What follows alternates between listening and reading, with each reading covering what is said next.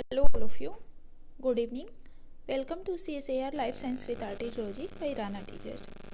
So today I will discuss the Cornell and Slater models of succession. पिछले video lectures में हमने ये जाना था कि सक्सेशन क्या होता है. तो succession is the gradual replacement of one community by the other community. And आज हम डिस्कस करेंगे कि kernel and Slater models of succession. Okay, अगर अभी आप हमारे चैनल पर नए हैं तो प्लीज़ सब्सक्राइब कर दें और फर्दर शेयर भी करें और बेल आइकन को प्रेस कर दें ताकि जब भी ऐसी वीडियोज अपलोड हो तो सबसे पहले नोटिफिकेशन आपको मिले. Okay, so let's start. तो कर्नेल एंड स्लेटर ने 1979 में इन्होंने सक्सेशन के 3 मॉडल्स को डिफ़ाइन किया था. पहला जो मॉडल है वो फैसिलिटेशन है, दूसरा इनहिबिशन है और तीसरा टॉलरेंस है. ओके, तो जो पहला जो मॉडल है फैसिलिटेशन का मतलब ये है कि जो अर्लियर स्पीसीज होगी, मीन्स जो पहली स्पीसीज होगी, वो इन्वायरमेंट को इस हिसाब से चेंज कर देगी कि जो आने वाला जो दूसरा स्पीसीज है उसको बेनिफिट मिले, मीन्स उसके लिए एक रास्ता मिल जाए. ओके, मीन्स कि अगर स्पीसीज ए है तो ये आने वाले स्पीसीज बी के लिए इन्वायरमेंट को चेंज कर देगा, इन्वायरमेंट को इस तरह से चेंज करेगा जिससे जो स्पीसीज बी है इसे बेनिफिट प्रोवाइड हो. ओके, एंड इनहिबिशन का मतलब ये है, जो दूसरा मॉडल है वो इनहिबिशन है. इनहिबिशन का मतलब ये है कि एक कम्युनिटी जो है दूसरे कम्युनिटी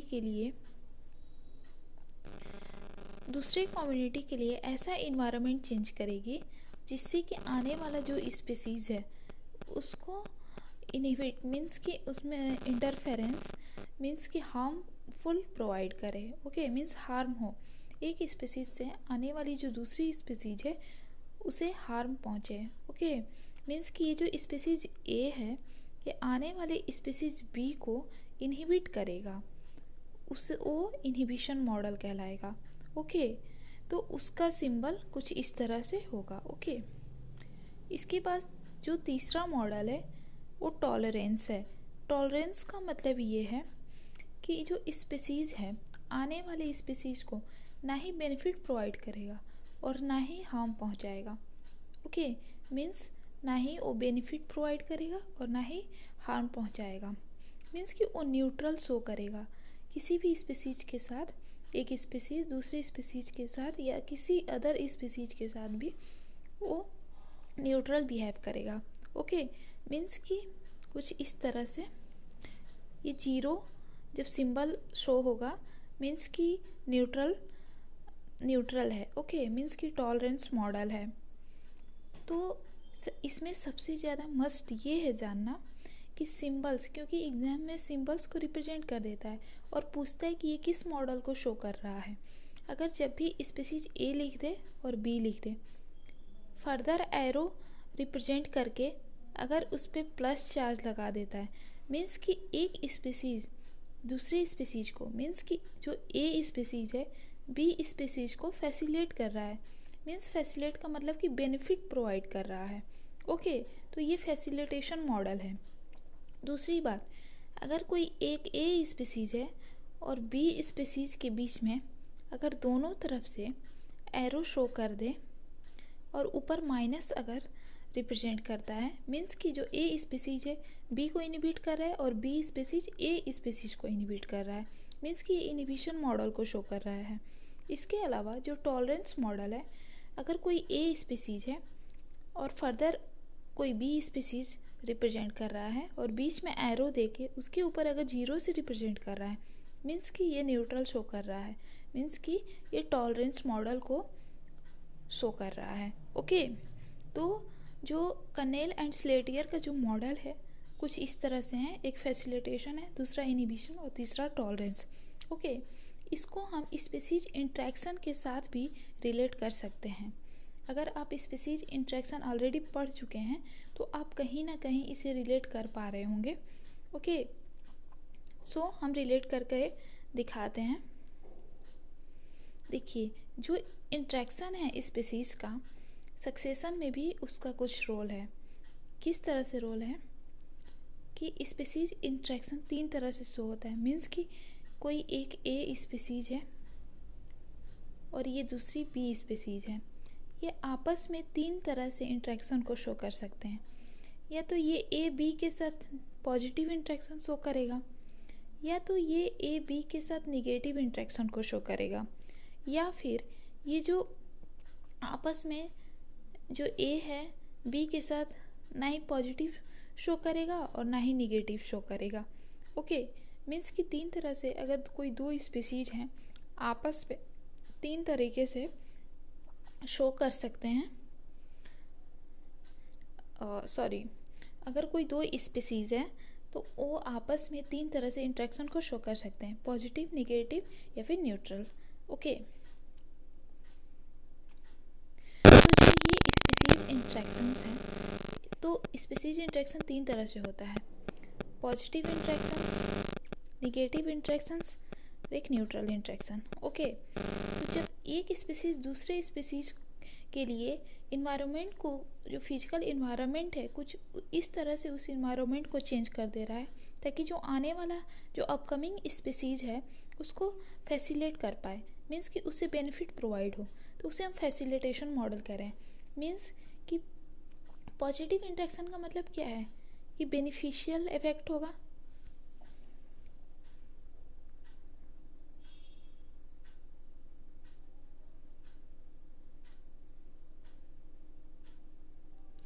पॉजिटिव इंट्रैक्शन का मतलब बेनिफिशियल इफेक्ट। उसी तरह निगेटिव इंट्रैक्शन का मतलब है एक स्पीसीज दूसरे स्पीसीज को हार्म पहुंचाएगा, मीन्स कि हार्मफुल इफेक्ट होगा निगेटिव इंट्रैक्शन का मतलब। और न्यूट्रल इंट्रैक्शन का मतलब कि ना ही पॉजिटिव ना ही निगेटिव इंट्रैक्शन शो होगा। ओके, ना ही हार्म होगा ना ही बेनिफिट होगा। तो फैसिलिटेशन मॉडल में ये कह रहा है कि एक स्पीसीज अब जो फिजिकल इन्वायरमेंट है उसे कुछ इस तरह से बदल रहा है ताकि जो अपकमिंग स्पीसीज है उसको फैसिलिटेट कर पाए, यानी बेनिफिट प्रोवाइड कर पाए। मीन्स बेनिफिट से हम समझ गए कि पॉजिटिव इंट्रैक्शन है, मीन्स कि पॉजिटिव इंट्रैक्शन का एग्जाम्पल जो हुआ फैसिलिटेशन मॉडल हुआ। ओके, डिफिनीशन अगर आपको कहीं लिखना है, आप इंटरमीडिएट के स्टूडेंट हैं या ग्रेजुएशन के, तो आप लिख सकते हैं, नोट डाउन कर सकते हैं। बाकी अगर आप बात समझ गए तो भी खुद से लिख सकते हैं। ओके, और निगेटिव इंट्रैक्शन में क्या है कि इसका एग्जाम्पल इनहिबिशन मॉडल है। कैसे इनहिबिशन मॉडल है, तो एक स्पीसीज वो अपने इन्वायरमेंट को कुछ इस तरह से चेंज कर रहा है जिससे जो अपकमिंग स्पीसीज है उसे ये हार्म पहुंचा पाए, फैसिलेट नहीं करे, हार्म पहुंचा पाए, मीन्स कि हार्मफुल इफेक्ट हो रहा है। तो निगेटिव इंट्रैक्शन में हार्मफुल इफेक्ट था, मीन्स कि इसका एग्जाम्पल इनहिबिशन मॉडल होगा।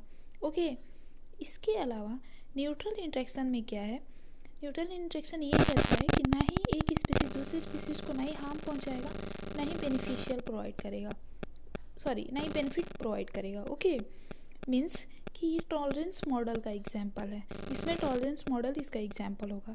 ओके, मीन्स कि जो एग्जिस्टिंग स्पीसीज है ना ही बेनिफिट्स उसे मिलेगा और ना ही हार्म, ना ही वो बेनिफिट प्रोवाइड करेगा ना ही वो हार्म प्रोवाइड करेगा अपकमिंग स्पीसीज को। ओके, मीन्स कि न्यूट्रल का जो एग्जाम्पल होगा वो टॉलरेंस मॉडल होगा। ओके, आई होप कि ये बात आपको अच्छे से समझ में आई होगी।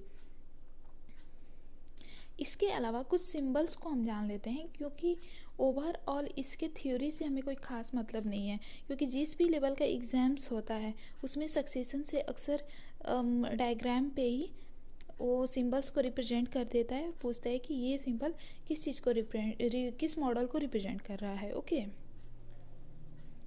तो सिंबल्स अगर कोई एक ए स्पीसीज़ दे दिया, इसके बाद अगर कोई बी स्पीसीज़ दे दिया और डायरेक्ट ऐसे एरो, सॉलिड एरो को शो कर रहा है, मीन्स कि डायरेक्ट बेनिफिट है।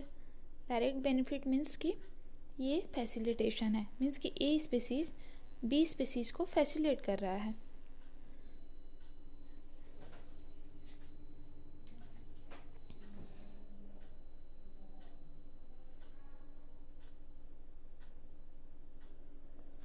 ओके, इसके अलावा अगर कोई ए स्पीसीज है दूसरे स्पीसीज को अगर डॉट डॉट से अगर रिप्रेजेंट कर रहा है, डॉट डॉट एरो से, मीन्स कि वो इनडायरेक्ट बेनिफिट शो कर रहा है बी स्पीसीज को, यानी कि ये भी फैसिलेट कर, ए स्पीसीज बी को भी फैसिलेट कर रहा है लेकिन ये इनडायरेक्ट फैसिलेट कर रहा है। ओके, और जो ये स्पीसीज है ये दूसरे को अगर सॉलिड एरो दिखा रहा है मीन्स कि डायरेक्ट बेनिफिट हो रहा है, अगर डॉट डॉट एरो से दिखा रहा है मीन्स कि इनडायरेक्ट बेनिफिट हो रहा है। ओके, इसके अलावा अगर ऐसा रिप्रेजेंट कर रहा है अपोजिटली, दोनों साइड से दिखा रहा है एरो को और सॉलिड एरो है उसके साथ, मीन्स कि डायरेक्ट इनिबिशन है। ओके, इसके अलावा अगर डॉट डॉट एरो से शो हो रहा है मीन्स कि ए स्पीसीज बी को हार्म पहुंचा रहा है, बी स्पीसीज ए को हार्म पहुंचा रहा है, मीन्स कि इनडायरेक्ट इनिबिशन को ये शो कर रहा है। ओके, तो आपको सिंबल्स याद रखने हैं। इसके अलावा कुछ और भी सिंबल्स हैं, जैसे कि फैसिलिटेशन के लिए दिया है कि मान लीजिए एक ए स्पीसीज है, ये बी को फैसिलेट कर रहा है, बी सी को फैसिलेट कर रहा है, सी जो है डी को फैसिलेट कर रहा है और डी खुद को ही फैसिलेट कर रहा है। ओके, अगर ऐसा सिंबल देता है तो ये फैसिलिटेशन मॉडल है। ओके, मीन्स कि जब भी एक स्पीसीज दूसरे स्पीसीज को एरो से दिखाया है, ओके, और उस पर कोई सिंबल नहीं है मीन्स कि वो फैसिलेट कर रहा है, एक स्पीसीज दूसरे स्पीसीज को फैसिलेट कर रहा है। इसके अलावा इंटरफेरेंस मीन्स कि यहाँ पे इनिबिशन कह रहा है। ओके,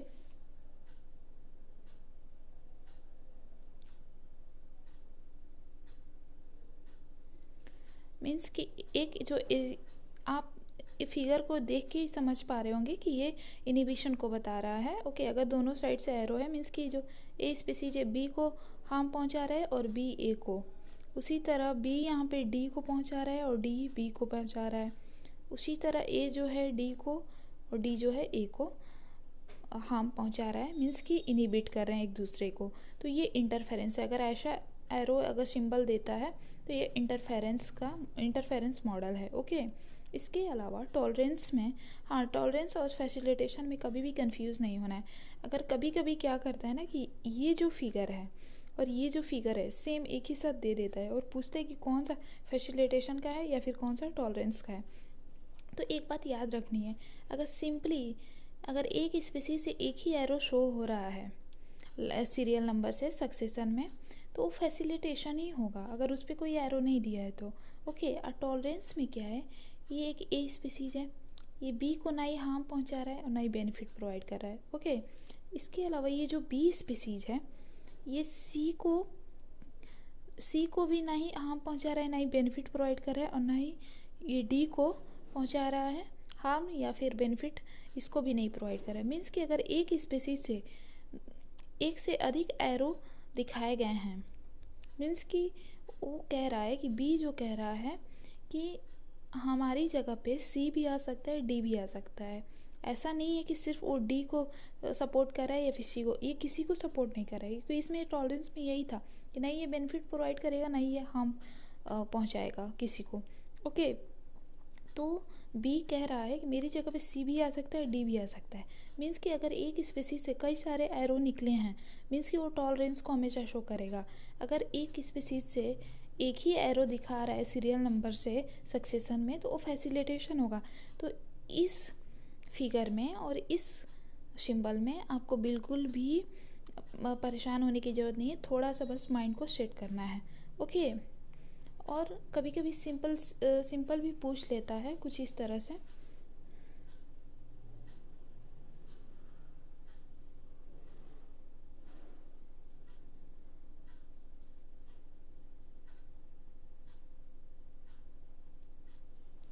अगर ये प्लस माइनस या फिर जीरो का सिंबल दे दिया तो और इजी हो जाता है पहचानना।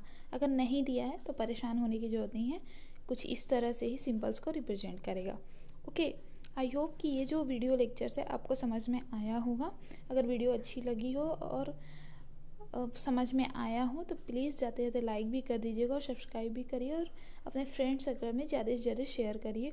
और CSIR का जो एग्ज़ाम है अब नेक्स्ट मई या जून तक होगा, तो अच्छी खासी टाइम भी मिल गई है प्रिपरेशन करने के लिए।